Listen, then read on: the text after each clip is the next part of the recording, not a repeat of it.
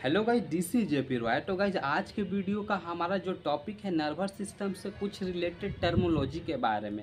जैसे अगर मैं बात करूँ स्टिमुलाई, इफेक्टर, रिसेप्टर, रिस्पॉन्ड, ये कुछ चार ऐसे टर्म है जिनके थ्रू जो हमारे बॉडी में मैसेज जाता है और आता है। चलिए मैं इसे एक एग्जांपल के थ्रू समझाता हूँ। अभी आप अपने को एज्यूम कीजिए कि आप अनडिस्टर्ब हैं, इन द सेंस आपका बॉडी रेस्ट में। आप इसे बायोलॉजिकल टर्म से लेंगे, ना कि फिजिक्स के टर्म से। अब देखिए, जैसे अगर मैं रेस्ट में हूँ मीन्स मेरा आई या कोई भी ऐसा सेंस ऑर्गन जो डिस्टर्ब नहीं हुआ। लेकिन वहीं कुछ समय के बाद आप देखिए कि अगर एज्यूम कर लीजिए कि आपके स्किन पर या आपके चीक पर या कहीं भी एक मच्छर आ गया या मच्छी आ गया या बी आ गया, कुछ वैसे ऑर्गेनिज्म आ जो आपको सेंस ऑर्गन को डिस्टर्ब कर देते हैं।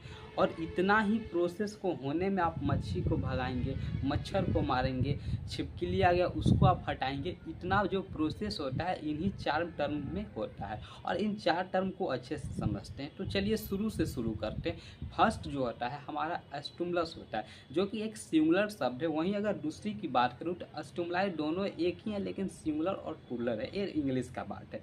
अब चलिए इसे स्टार्ट करने से पहले आप यह समझिए कि अभी आप मान लीजिए कि रेस्ट में है इन द टर्म बायोलॉजी।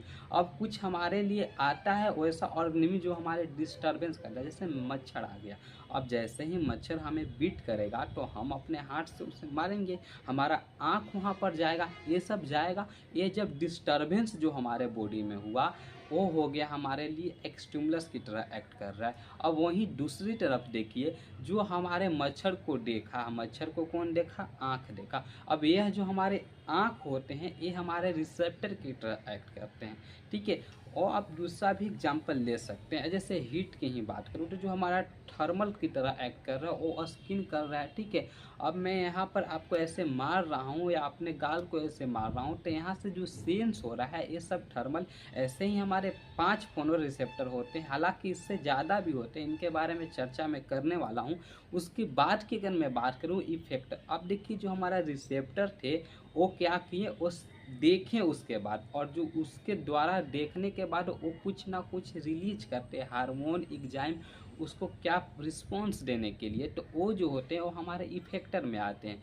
अब बताइए कि यहाँ पर जैसे ही मच्छर काटा, ये जो हमारा स्किन था ना ये कुछ ले गया हमारे मैसेज को, और जो मैसेज को ले जाने के बाद हमारे जो ब्रेन होते हैं वो रिलीज करते हैं, कुछ एक्शन को परफॉर्म करते हैं, वो हमारे इफेक्टर होते हैं। और जिनके द्वारा करवाते हैं, मान लीजिए कि यहाँ मच्छर काटा हमको और ये थर्मो जो रिसेप्टर था ये इसको मैसेज को पहुँचाने का काम किया। अब जैसे ही मैसेज जो हमारे ब्रेन पर पहुँचता है कि मच्छर काट रहा है, वो कुछ रिलीज करता है जिसके थ्रू उसे बचा जा सके। मे बी एग्जाइम हो सकता है, हार्मोन हो सकता है, ठीक है, और कुछ भी प्रोटीन लाइक हो सकते हैं जो बचा सकते हैं। उसके बाद की अगर मैं बात करूं कि ये हमारा हैंड है कुछ इस तरह से इस पर एक्ट करेगा, तो इस मच्छर को काटने से जो इसका चेंजिंग हुआ तो ये हमने रिस्पॉन्स दिया, ठीक है।